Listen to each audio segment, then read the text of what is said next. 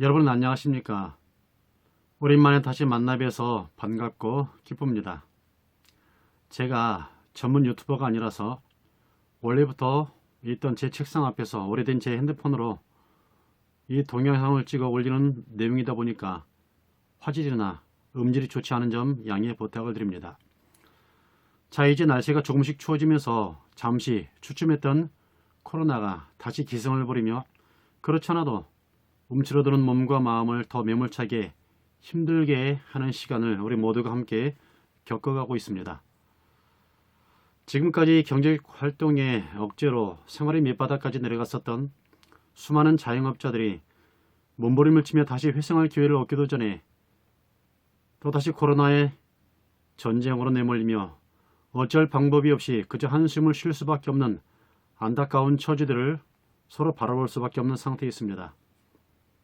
물론 저 또한 조그만 교회를 목회하고 있는 목사로서 이 코로나 문제를 제일 예민하게 겪고 있는 사람 중에 하나로 이 현실의 과정을 지나고 있습니다. 장애를 입고 있는 어려운 분들과 예배를 드리다 보니 코로나 문제가 확산이 되어 정부의 강화된 정책이 시행이 되면 제일 먼저 장애인 시설에 있는 분들의 활동이 제한이 되어 교회에 나오지 못하기 때문에 서로 마음이 아픈 상황에 처하는 것입니다. 지금도 교회에 나와 함께 예배드리고 싶어 눈물로 전화 통화만 겨우 할 수 있는 그런 시간들을 보내고 있습니다. 모든 사람들의 안전을 위한 정부의 방역 시책에 교회가 먼저 솔선수범해야 하는 그런 상황에서 그래도 하나님 앞에 예배드리는 것이 우리 인생의 가장 중요한 일이라고 하는 것을 알고 있는 저로서는 그저 주님의 은혜를 구하는 기도밖에는 내가 할 수 있는 일이 없다는 사실 앞에 인간의 한계를 느끼며 주님만 바라보게 되는 제 자신을 보고 있습니다. 자, 여기서 우리에게 이제 한 가지 질문을 던지면서 오늘날 우리 모두에게 주어지는 현실의 상황들을 올바로 정리하고 해석하고자 합니다. 먼저 과연 하나님은 하나님의 자녀들을 근본적으로 손해보게 하거나 망하게 하시는 분인가 라고 하는 의문입니다. 하나님은 성경을 통해 분명하게 말씀하시기를 절대로 그렇지 않다라고 말씀하시고 있습니다. 타락한 인간들도 자기 자식에게는 좋은 것을 주려고 하는데 하물며 사랑의 하나님께서 어찌 그의 자녀들을 괴롭게 하고 망하게 하겠느냐라고 말씀하십니다. 어찌 그 어미가 자기 태에서 난 자식을 잊겠느냐. 그러나 혹 그는 잊을지라도 나는 너희를 절대로 잊지 않는 하나님 아버지라고 말씀하시고 있습니다. 자, 그렇다면 지금 우리 모두가 겪고 있는 이 현실의 안타까운 문제들 또한 하나님의 자녀들인 우리에게는 손해가 아니라고 밖에는 설명할 길이 없습니다. 왜냐하면 하나님은 절대로 우리에게 그런 좋은 하나님이실 수밖에 없는 분이시니까 그렇습니다. 하나님의 속성상 그럴 수밖에 없습니다. 우리같이 못난 자들의 구원을 위해서 그 아들 독생자 예수 그리스도를 우리 대신 십자가에 못 박아 저와 여러분을 살려내신 하나님이라면 이건 분명한 것입니다. 하나님은 우리를 아무렇게나 방치하실 수 없습니다. 그 아들의 목숨을 대신하여 우리를 살려내셨는데 어찌 그 아들과 함께 우리에게 좋은 것을 주시지 않겠습니까? 무엇이 더 아깝겠습니까? 우리를 위해서라면 아까울 것이 하나도 없다고 하시는 분이 우리 하나님 아버지이십니다. 자, 그렇다면 이 근본적인 원리에서부터 지금 역사적으로 창조 이래 인생들이 겪고 있는 그 모든 어려운 문제들의 의미를 한번 따져보려고 합니다. 하나님께서 태초에 천지를 창조하시고 에덴을 조성하여 첫사람 아담과 하와를 그 동산에서 살게 하셨을 때 그것은 아무런 부족한 것이 없는 완전한 환경이었을 것입니다. 그런데 그런 조건에서 하나님은 마귀의 시험을 내버려 두시고 하나님께 불순종하는 인간의 선택을 그냥 보고만 계시며 그로 인해 모든 것이 망가지고 파괴되는 이 재앙을 지금 우리가 고통 가운데 겪고 있는 것입니다.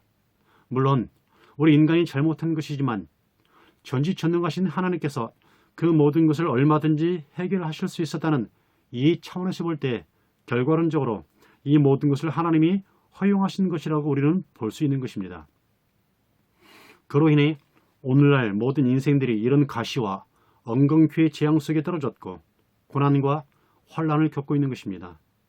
그렇다면 좀 전에 가장 기초적으로 설정해 놓았던 하나님의 하나님 되심의 근거를 놓고 볼 때 우리 인간이 못나서 망치게 된 이 타락과 범죄의 결과물마저도 하나님의 자녀들인 우리를 손해보게 하지 않을 것이라고 보아야 마땅한 것입니다. 그렇다면 과연 하나님은 그의 자녀들인 우리에게 어떤 유익과 복을 주시기 위해 이런 불의와 불완전함과 악함과 썩어짐과 더러움마저도 허용하시고 그 속에서 우리에게 무엇을 이루어내시려고 하는 것일까 깊이 생각해 보지 않을 수 없습니다. 도대체 완전한 환경과 조건 속에서 이루실 것보다 더 높고 위대한 것을 이 파괴되고 망가진 불완전한 속에서 이루시겠다고 말씀하시는 것일까? 그것이 과연 무엇일까? 우리는 주목해야 합니다. 그 답은 성경이 처음부터 끝까지 일관되게 강조하고 있는 하나님의 언약인 나는 너희 하나님이 되고 너희는 내 백성이 되게 하리라 라고 하시는 하나님과 우리와의 관계의 온전함이 있음을 알 수가 있습니다. 구약 이사야 43장 7절과 21절의 말씀을 인용하자면 무릇 내 이름을 일컫는 자 곧 내가 내 영광을 위하여 창조한 자를 오게 하라. 그들을 내가 쫓고 만들었느니라 라고 말씀하시며 또 이 백성은 내가 나를 위하여 지었나니 나의 찬송을 부르게 하려 함이니라 라고 말씀하시고 있는 것처럼 우리가 하나님의 영광을 위하여 지음을 받았고 하나님이 찬송이 되게 하려고 우리를 창조했다라고 말씀하는 것을 듣게 되는 것입니다. 이것을 신약식으로 말하면 에베소서 1장 4절 이하에 있는 말씀처럼 곧 창세전에 그리스도 안에서 우리를 택하사 우리로 사랑 안에서 그 앞에 거룩하고 흠이 없게 하시려고 그 깊으신 뜻대로 우리를 예정하사 예수 그리스도로 말미암아 자기의 아들들이 되게 하셨으니 이는 그의 사랑하시는 자 안에서 우리에게 거저 주시는 바 그의 은혜의 영광을 찬미하게 하려는 것이라 라고 분명하게 표현하시고 있는 것을 보게 됩니다. 정리하자면 창조주 하나님 아버지와 그 아버지의 형상으로 지음을 받은 하나님의 자녀들의 온전하고 완전한 관계를 이루시기 위하여 지금 이 모든 것들을 허락하사 현실의 역사 속에서 그 뜻을 이루어가고 계신다는 말씀이 되는 것입니다.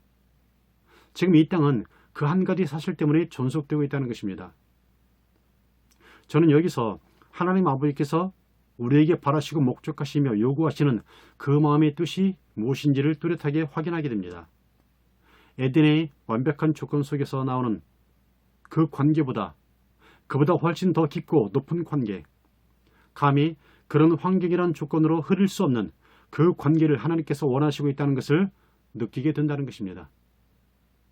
성경의 욥기에서 사탄이 칭찬받는 욥을 시기하여 하나님께 불평하기를 하나님이 욥의 모든 환경을 풍족하고 모자라지 않게 해주시니까 욥이 그렇게 하나님을 잘 섬기는 것이죠 라고 질투하는 그 사탄에게 하나님이 자기 명예를 걸고 욥에게 시험을 허용하셨던 그 욥을 향한 하나님의 그 바람, 성경의 모든 하나님의 백성들의 마음의 고백으로 받으시고 있는 그 믿음과 사랑을 하나님은 원하시고 있는 것입니다. 요나가 음보라고 표현되는 물고기 뱃속에서 2장 4절에 보면 내가 말하기를 내가 주의 목전에서 쫓겨날지라도 다시 주의 성전을 바라보겠나이다 라고 고백하는 그 마음, 조금 풀이하자면 내가 비록 지옥에 떨어질지라도 나는 그곳에서 나의 하나님을 바라보며 하나님을 찬양하고 하나님을 사모하겠다는 그 고백을 만들어내시고 있는 것입니다. 하박국 선지자 3장 17절에서 비록 무화과 나무가 무성치 못하며 포도나무 열매가 없으며 감람나무에 소출이 없으며 밭에 식물이 없으며 우리의 양이 없으며 위안간에 소가 없을지라도 나는 여호와를 인하여 즐거하며 나의 구원의 하나님을 인하여 기뻐하리로다 라고 세상에 아무것도 없어도 하나님 한 분만으로 충분하다고 하는 이 신앙의 고백을 우리 모두에게 읽어내시고 있다는 사실입니다.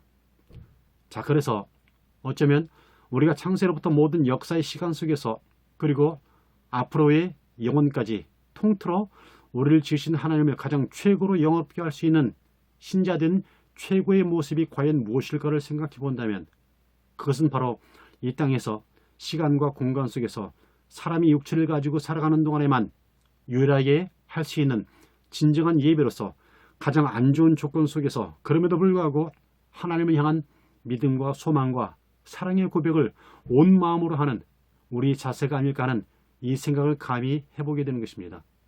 다시 말해 이 세상에서 가장 불완전하고 가장 고통스럽고 가장 억울하고 가장 말도 안 되는 고난과 혼란과 괴로움 속에서도 그것 때문에 하나님을 원망하고 분노하고 하나님을 대적하는 것이 아니라 그 말도 안 되는 죽을 것 같은 상황 속에서도 그럼에도 불구하고 하나님을 의심하는 것이 아니라 물론 힘들어 눈물은 흘릴지언정 우리를 위해 예수 그리스도를 보내주신 하나님을 간절히 사모하고 하나님을 찬양하며 하나님이 우리 아버지신 것 하나만으로 감사하고 고마워하며 하나님을 기뻐하고 즐거워하는 그 마음으로 하나님을 경배할 때 하나님은 그 고백을 통해서 가장 큰 영광을 받으실 것이고 그 마음을 가장 최고로 기뻐하실 것이라고 하는 사실입니다.